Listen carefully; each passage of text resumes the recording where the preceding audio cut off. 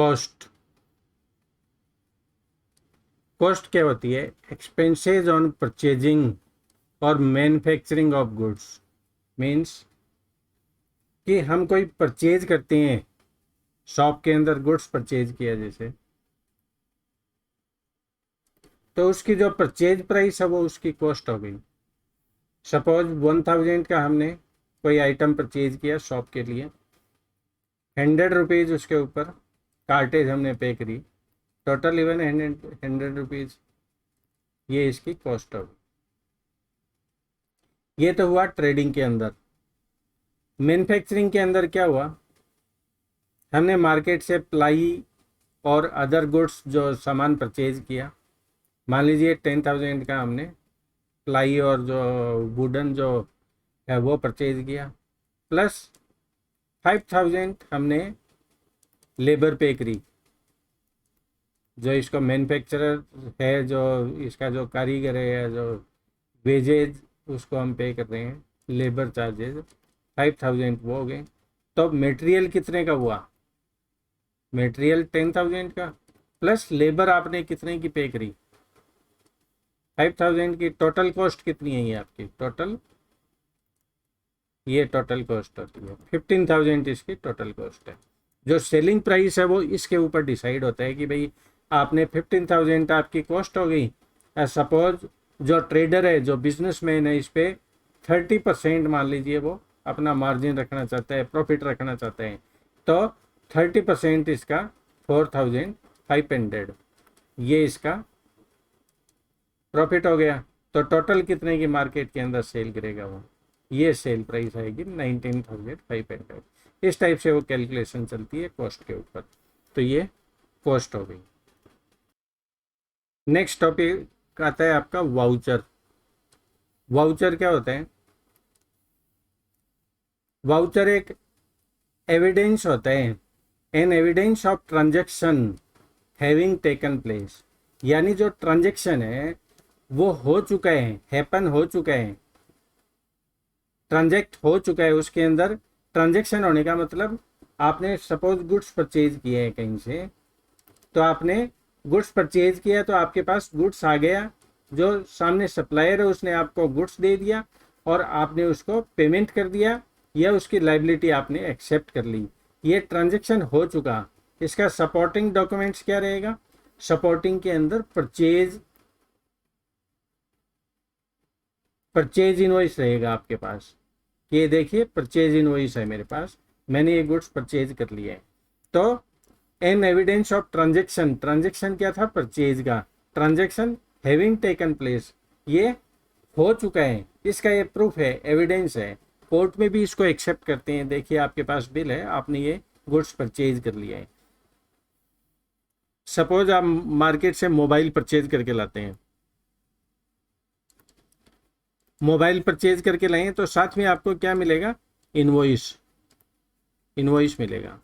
कल को कोई आपको ये कहता है कि नहीं ये मोबाइल है वो चोरी का है, तो आपके पास ये सॉलिड प्रूफ रहेगा कि देखिए साहब मेरे पास इनवॉइस है, मैंने परचेज कर रखा है, ये इनवॉइस है, ये सप्लायर है, ये मैंने पेमेंट किए हैं। तो उस कंडीशन में कोर्ट भी सपोर्ट करेगा आपका कि भाई आपके पास जेन्युइन इनवॉइस है, तो ये चोरी का नहीं हो सकता आपका, क्यों? इनवॉइस है आपके पास। तो ये क्या होता है? एक एन एविडेंस ऑफ ट्रांजैक्शन की आपका ट्रांजैक्शन हुआ है, उसका एविडेंस है।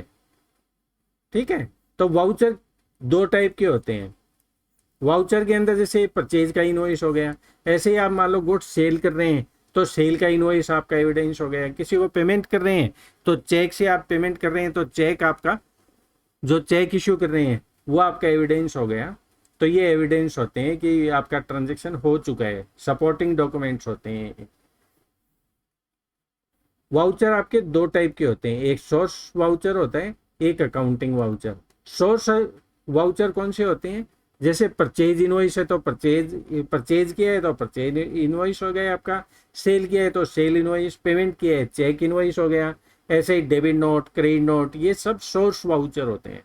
सोर्स वाउचर यानी ओरिजिनली जो इश्यू किए हैं ट्रांजैक्शन के फेवर में, जो ओरिजिनल जो ओरिजिन के ऊपर जो क्रिएट किया गया है। जैसे परचेज के टाइम सप्लायर ने ओरिजिन के ऊपर इश्यू किए हैं, सेलर ने सेल के टाइम क्रेडिट नोट जैसे इश्यू किए हैं, डेबिट नोट इश्यू किए हैं, चेक इश्यू किए हैं, ये सारे ओरिजिनल जो सपोर्टिंग डॉक्यूमेंट्स होते हैं। तो सोर्स डॉक्यूमेंट क्या हो गया, जो ओरिजिनली जो इश्यू होते हैं ट्रांजेक्शन के सपोर्ट में, वो सोर्स डॉक्यूमेंट है। इसमें purchase invoice, sale invoice, credit note हो गया, डेबिट नोट हो गया, ये सारी चीजें आ जाती है।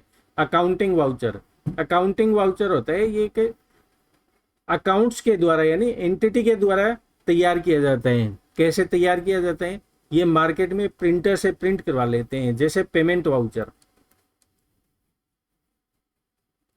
पेमेंट वाउचर ये क्या होता है, एक प्रिंटेड फॉर्म होता है इस टाइप से, उसकी एक टेक्स्ट लैंग्वेज है, ऊपर ही ऊपर इसमें लिखा जाता है पेमेंट वाउचर। उसके बाद इसकी टेक्स्ट लैंग्वेज है I hear by pay ₹10,000 to mister X against salary.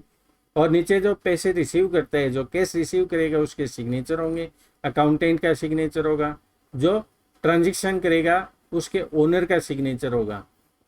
तो ये एक अकाउंटिंग वाउचर होता है, जो ओनर होता है या जो हर एंटिटी जो भी जिसके ऊपर या जो भी ट्रांजैक्शन करते हैं उसके ऊपर ये एक कवरिंग वाउचर होता है। कवरिंग वाउचर भी बोलेंगे इसको, कि इसकी जो सपोर्टिंग वाउचर में क्या है, सपोज आप बाई एयर कहीं जा रहे हैं तो एयर टिकट हो गई, वो एयर टिकट इस वाउचर के साथ में अटैच कर देंगे। तो इसका कैश पेमेंट किया आपने किसी को, तो ऊपर पूरी डिटेल लिख देंगे कि हमने 10,000 इसका पे किया है, ये इसका एयर टिकट नंबर है और ये मिस्टर एक्स है, उसके ट्रेवलिंग के लिए, बिजनेस पर्पज के लिए, कंप्लीट डिटेल इसके अंदर जो वाउचर है उसके अंदर आ जाती है। तो इससे जो ट्रांजैक्शन है वो वेरीफाई हो जाता है और वैलिड ट्रांजैक्शन होता है। इसके बेस पर अकाउंट्स के अंदर एंट्री होती है। तो जो वाउचर है वो दो हो गए अपने पास, दो टाइप के, एक सोर्स वाउचर, एक अकाउंटिंग वाउचर। नेक्स्ट टॉपिक है अपना डिस्काउंट। डिस्काउंट का क्या मतलब हुआ, डिस्काउंट आपने सुना तो बहुत बार होगा, लेकिन अभी तक वो क्लियर नहीं होगा माइंड के अंदर कि ये डिस्काउंट होता क्या है एक्चुअल में, कितने टाइप के होते हैं। तो आज उसके ऊपर भी डिस्कस कर लेते हैं। Reduction in price of goods, जो गुड्स की प्राइस है, कौन से गुड्स की, जो सोल्ड, जो बेच रहे हैं अपन या बेच चुके हैं, उसकी प्राइस के अंदर रिडक्शन, वही डिस्काउंट होता है। या तो प्राइस के अंदर या अमाउंट के अंदर रिडक्शन कर देते हैं, वो डिस्काउंट होता है। सपोज कोई ट्रेडर है, उसकी एमआरपी 1,000 है, इसके ऊपर उसने 10% डिस्काउंट दे दिया। 10% यानी 10% ₹100 हुए 900, ये इसकी सेलिंग प्राइस आ गई। तो एक्चुअल में एमआरपी कितनी,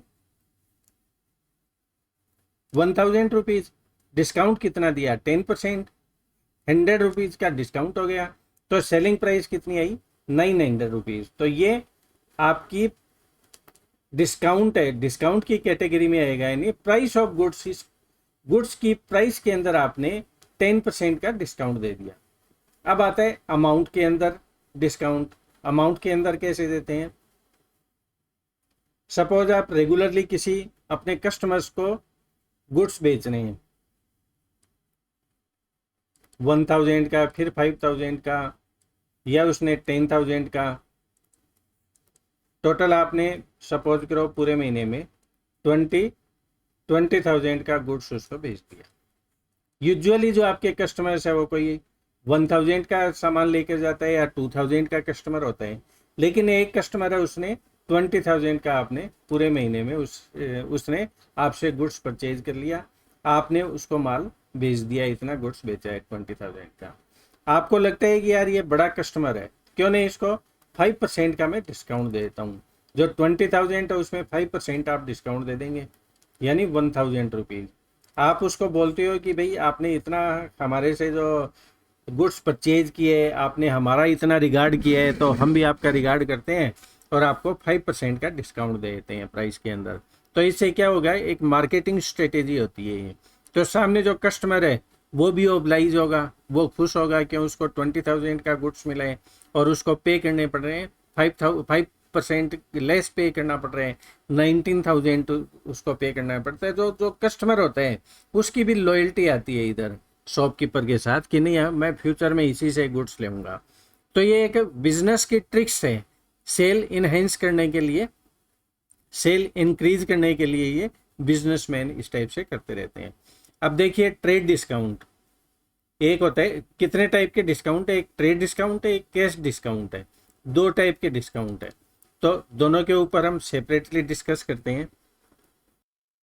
ट्रेड डिस्काउंट, ट्रेड डिस्काउंट क्या होता है, जब बिजनेस के दौरान कोई सेलर होता है वो किसी कस्टमर को कहता है, अपने कस्टमर को, कि आप कोई सर्टेन क्वांटिटी, सपोज आप 10,000 यूनिट्स आप हमारे से परचेज करते हैं एट ए टाइम, अदरवाइज तो ये आपको 50 रुपीज़ पर पीस पड़ेगा। लेकिन इन केस अगर 10,000 क्वांटिटी एट ए टाइम आप परचेज करते हैं तो उस कंडीशन में आपको हम 5% का डिस्काउंट देंगे। 5% कितना हुआ, 2.50, यानी उसको कितना मिलेगा, 47.50, 47 रुपये 50 पैसे का उसको पर आइटम उसको पड़ेगा। तो क्वांटिटी इकट्ठी या बल्क में क्वांटिटी परचेज करने के लिए, सामने कस्टमर को मोटिवेट करने के लिए कि आप अगर इतनी क्वांटिटी, ये हमारा टारगेट पूरा करते हैं 10,000 का, तो आपको 5% एडिशनल डिस्काउंट मिलेगा। तो जब बल्क क्वांटिटी के अंदर कोई गुड्स सेल करने के लिए उसको डिस्काउंट देते हैं तो वो ट्रेड डिस्काउंट होता है। इसके और भी आगे जब क्वेश्चन करेंगे तो इसके और भी फॉर्मेट आएंगे, तब डिटेल से इसके ऊपर डिस्कस करेंगे। फिर आता है कैश डिस्काउंट। कैश डिस्काउंट क्या होता है, मान लो मेसर्स ए लिमिटेड है, कोई कंपनी है, उसने अपना गुड्स बेचा है, कितना, 5 लाख का बेचा है, किसी को सेल किए हैं मेसर्स ABC को, 1 मंथ की इसने क्रेडिट दी है। अब ये जो कस्टमर है जो सप्लायर है ए लिमिटेड, जो इसने माल सप्लाई किए हैं AB लिमिटेड को, AB जो मेसर्स ABC है उसको गुड्स सप्लाई किए 5 लाख का, इसको पैसे की नीड है। तो ये इसको कॉल करते हैं कि अगर आप मेरे को इंस्टेंट पे करते हैं तो मैं आपको 2% डिस्काउंट दे दूंगा, कैश डिस्काउंट दे दूंगा।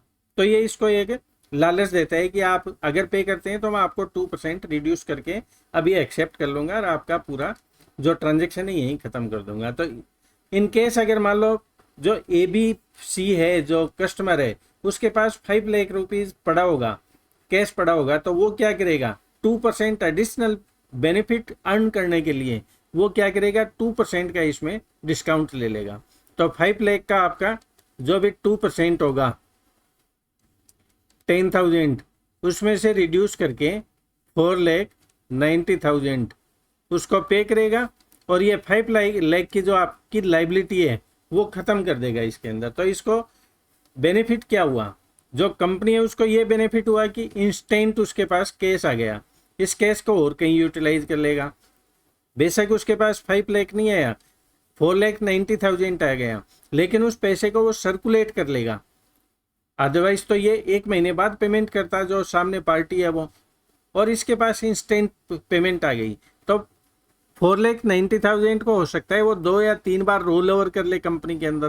तो ये 10,000 का बेशक उसको लॉस हुआ है, लेकिन इससे वो एडिशनल प्रॉफिट कमाई लेगा कैसे न कैसे करके, इसको पैसे को रोल आउट करके।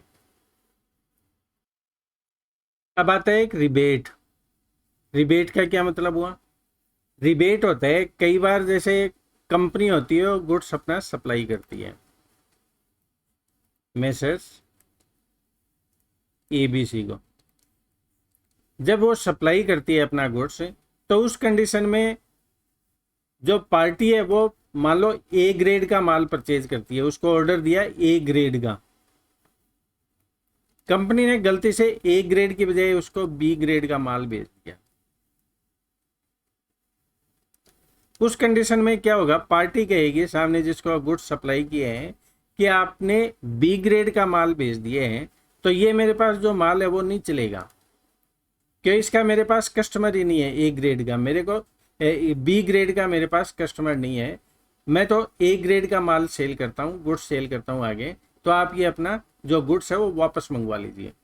अब कंपनी ये सोचती है कि उसका गुड्स मैं वापस मंगवाऊंगा, उसमें टाइम लगेगा, कार्टेज लगेगी, एडिशनल कॉस्ट आएगी, तो इससे बेटर है कंपनी क्या करेगी, चलो ठीक है गलती हुई है हमारी, तो उसको कुछ लालच देगी कि चलो कोई बात नहीं, हम कोशिश करते हैं अगली बार आपको ए ग्रेड का ही भेजेंगे, इस बार ट्राई करिए, आप इसको कैसे भी करके सेल कर दीजिए, आपका मान लो लॉस होता है तो उसमें आपको रिबेट दे दूंगा, रिबेट इसके अंदर मैं दे दूंगा, मान लो 5% की उसने रिबेट दे दी, तो जो भी गुड्स होगा उसमें 5% की एडिशनल उसको रिबेट दे दी। रिबेट क्यों दी, रीजन क्या रहा, या तो उसने पुअर क्वालिटी का गुड्स सप्लाई किए, या अप टू मार्क जो उसने क्वालिटी मांगी थी वो क्वालिटी उसने सप्लाई नहीं करी है, तो उस कंडीशन के अंदर क्या होगा, वो एडिशनल रिबेट उसको पे करेगा कि आप चलो 5% पे करना और आगे इसको एडजस्ट कर लेना इस जो गुड्स को है, ताकि वापस नहीं भिजवाना पड़े, तो ये रिबेट की कैटेगरी के अंदर आता है।